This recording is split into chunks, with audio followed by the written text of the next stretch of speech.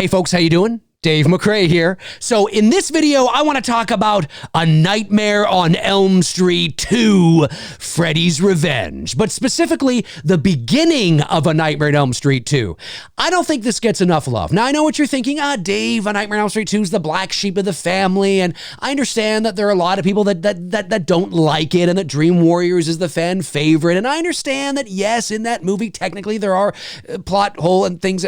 How's that possible? I get all that. I get it. But for me, it's my second favorite in the franchise because of the tone. Freddy is still scary. I think that this is the best makeup in the entire franchise for Freddy Krueger. I think he looks the scariest in this movie. The sunken in eyes, the hook witch nose, the wet sort of, skin and flesh, the burns and shit, the grime in the teeth. And hey, look, if you follow me for any length of time, you know that one of my favorite shots in the entire franchise is from this movie, and that's when the dad comes out, at the barbecue with the shotgun, shoots, misses, hits the food, and Freddy's like this, right? He's got this a flame in the foreground. He's like this. Oh, it's incredible. He looks terrifying. I shared a picture of it on social media the other day. He looks terrifying. He is magnificent in this movie. The way he carries himself, the tone, the body language, the look, the hat. It's not like in part 3 where the hat's very small. In this one, it's like it's big and it hangs over him and it's dirty and bent and shit. It's like, he looks terrifying. But the opening of this movie, I don't think gets enough love, and I want to talk about it today. I think this could be the best reintroduction to Freddy Krueger in the franchise. This is a terrific reintroduction to Freddy Krueger. You have the huge success of the original movie. Now, obviously, A Nightmare on Elm Street 2 was a box office success, but it was a critical failure. And some people didn't like the movie, obviously, didn't like it then, don't like it now, I get that. But when you watch, this opening, to reintroduce you to the character, come on. So, and the soundtrack in this movie, listen, it's not the same soundtrack as in the first movie, but it's still eerie and haunting and it's creepy. It gives me the chills. So the movie opens, we fade in, right? The bus comes around the corner in the distance, and you got that soundtrack.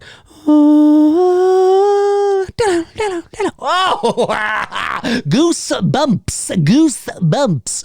It's just awesome shit. And by the way, Robert Englund is driving the school bus. Now, I don't know if he was driving it the whole time, but whenever they show the school bus driver, it was Robert Englund, which is really cool. Anyway, so, it's eerie. It's kind of weird. Jesse looks like this little introverted kind of nerd emo kid in the back of the bus, kind of sitting there going, you know what I'm saying, right? So anyway, the bus takes off, it gets faster and faster, won't stop, takes off, drives into this field, and all of a sudden the ground starts to give way. It starts to crumble away, little bits here, little bits there. And then eventually there's this shot of the school bus, just sitting on these two pillars that are left from the ground, and this purpley blue sky with lightning and thunder and shit. Ow! Now, clearly it's a miniature. We know that. Now, I don't know how much of a miniature it looked in 1985 when the film came out, or if people bought it, believed it, was like, yeah, I totally buy this. I'm not sure. Obviously, the film is a bit dated now, and it looks more miniature today than maybe it did in 1985. But it works because of the surrealism of the dream. It looks like a Salvador Dali painting.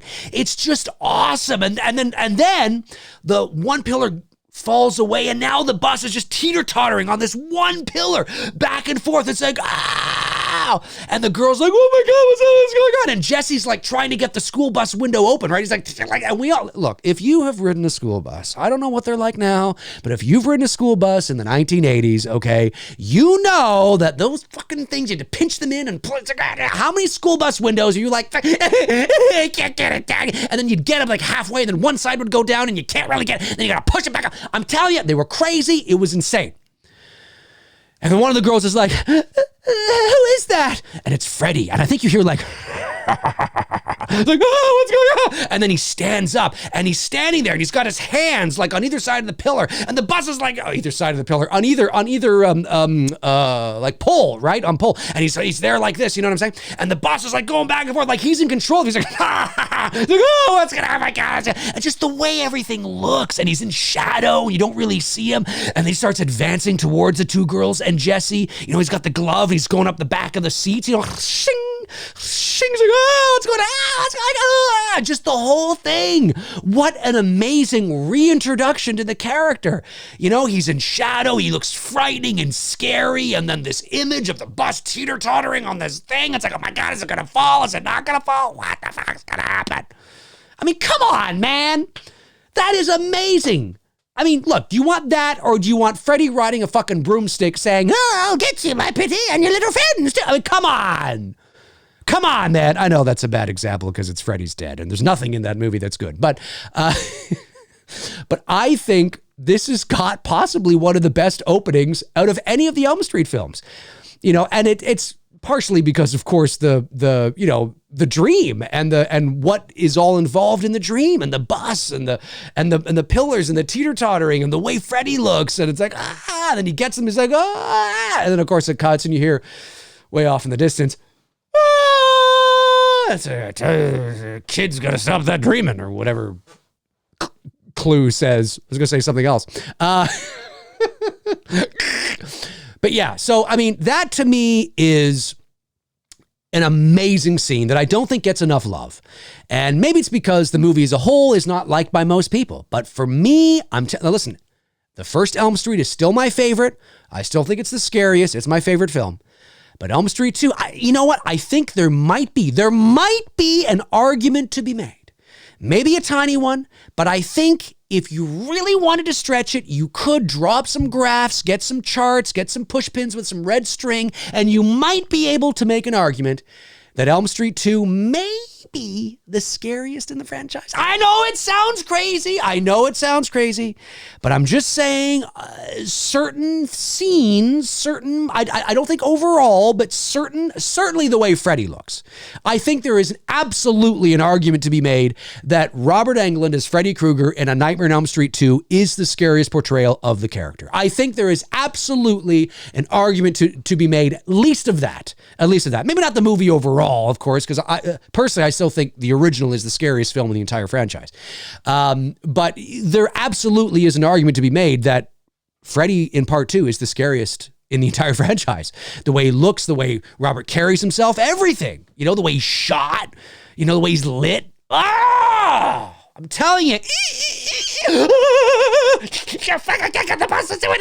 It's amazing. Anyways, folks, my name's Dave McRae. Comment below and let me know your thoughts. What do you think of A Nightmare on Elm Street 2, and specifically the beginning of the movie? Let me know. Hey, if you want to follow me on Facebook, you can at facebook.com/manythingsdavemcrae. That's where I tend to post in the meantime and in between time when I'm not posting here. All my links are in the description. Check them out until your heart's content. And when your heart is content, check them out again. So that's going to do it for me. Yeah, have a great rest of your week, your weekend, your year, whatever day and time or month it is that you're watching this video. But let me know, man. Let me know. I'm telling you, it's frightening. It's frightening. Come on. Thumbnail. No, it's not going to be a thumbnail. Well, maybe. No. I'll talk to you guys soon. Cheers.